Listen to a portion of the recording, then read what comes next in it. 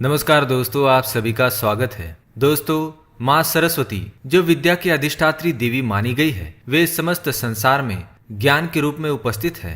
प्राचीन मान्यता के अनुसार माँ सरस्वती शुक्ल वर्ण, श्वेत वस्त्र धारिणी, वीणावाद तत्परा तथा श्वेत पद्मासना है। माँ सरस्वती की उपासना करने से मूर्ख व्यक्ति भी विद्वान बन सकता है।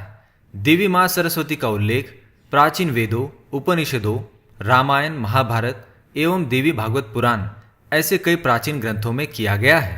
प्राचीन ग्रंथों के अनुसार माँ सरस्वती ब्रह्मांड के प्रारंभिक काल में प्रकट हुई थी। वे वैकुंठ धाम में निवास करने वाले परब्रह्म भगवान श्री कृष्ण की जीवा से उत्पन्न हुई थी और माँ आदिशक्ति के तेज में समा गई। जब ब्रह्मांड के आरंभिक काल में यह ब्रह्मांड ध्वनि रहित था, तभी ब्रह्मा जी एवं विष्णु जी द्वारा प्रार्थना करने पर माँ आदिशक्ति के तेज से प्रकट हुई थी और उन्होंने सुरों का निर्माण किया। तभी से उन्हें माँ सरस्वती कहा गया।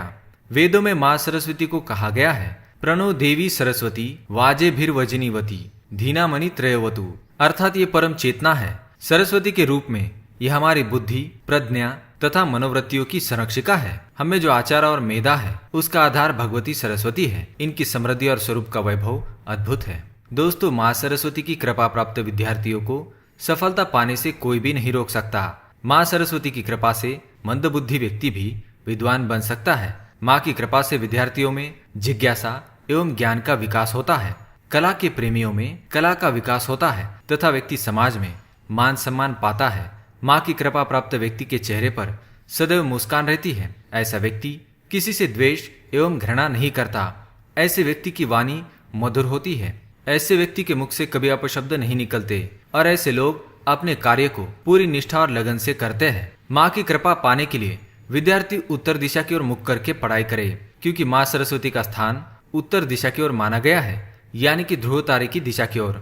दोस्तों, आज के वीडियो में हम आपको बताएंगे ऐसे लोगों के बारे में जिनसे विद्या की देवी माँ सरस्वती सदैव नाराज रहती है और ऐसे व्यक्ति पर कभी कृपा नहीं करती। जो विद्यार्थी ऐसे कार्य करते हैं वो माँ की कृपा से वंचित रह जाते हैं और जीवन में कभी सफलता प्राप्त नहीं कर सकते।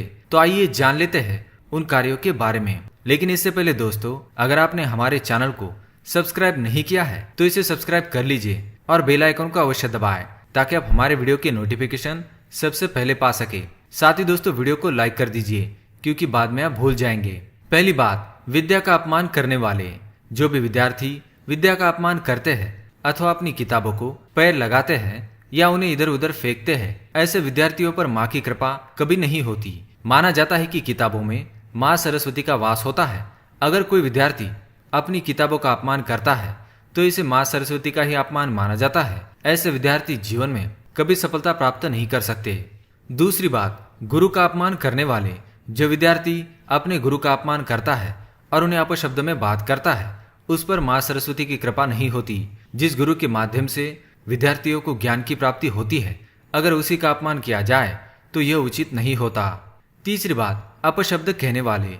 माना जाता है मनुष्य की जीवा पर माँ सरस्वती का वास होता है, अतः विद्यार्थियों को ये बात ध्यान में रखनी चाहिए। अपने मुख से केवल मधुर वाणी ही निकालनी चाहिए। भूल से भी अपने मुख से अपशब्द ना निकाले, इससे माँ सरस्वती नाराज हो जाती है। ऐसे विद्यार्थी जीवन भर असफलता का शिकार बन जाते हैं, जो सदैव मुख से गंदी भाषा का प्रयोग करते हैं। चौथी बात, दूसरों को कष्ट देने वाले। जो विद्यार्थी अन्य गरीब विद्यार्थियों को कष्ट देते हैं अथवा उनकी गरीबी का उपहास करते हैं, ऐसे विद्यार्थी माँ सरस्वती की कृपा से वंचित रहते हैं और जीवन भर अज्ञानी रहते हैं। किसी भी विद्यार्थी को दूसरे विद्यार्थियों को किसी भी प्रकार का कष्ट नहीं देना चाहिए, बल्कि उनकी सहायता करनी चाहिए। पांचवी बात, माता पिता का अपमान। किसी भी बालक के पहले गुरु उसके माता पिता होते हैं, अतः जो भी विद्यार्थी अपने माता पिता का अपमान करते हैं अथवा अपने हट के कारण उनका अपमान करते हैं, उनसे माँ सरस्वती सदैव नाराज होती है। छठी बात, क्रोध करने वाले। क्रोध से बुद्धि का नाश होता है। क्रोधी व्यक्ति की स्मरण शक्ति भी कमजोर होने लगती है, अतः विद्यार्थियों को अपने क्रोधी स्वभाव का त्याग करना चाहिए। इसके लिए रोज सुबह ध्यान करना आवश्यक है। इससे मन शांत रहता है और क्रोध नहीं आता। छठी बात, देर तक सोने वाले। जो विद्यार्थी देर तक सोते हैं वे माँ सरस्वती की कृपा से वंचित रह जाते हैं। विद्यार्थियों को ब्रह्म मुहूर्त पर जागना चाहिए और अभ्यास प्रारंभ करना चाहिए। देर तक सोने वाले विद्यार्थी आलसी बनते हैं और जीवन में कभी सफलता प्राप्त नहीं कर सकते। सातवीं बात है व्यसन करने वाले। व्यसन करने वाले विद्यार्थियों पर माँ सरस्वती की कृपा कभी नहीं बनती है। विद्यार्थी जीवन व्यसन रहित होना चाहिए। विद्यार्थियों को किसी भी प्रकार का व्यसन नहीं करना चाहिए। अगर कोई विद्यार्थी व्यसन करता है तो वह जीवन में सफलता प्राप्त नहीं कर सकता।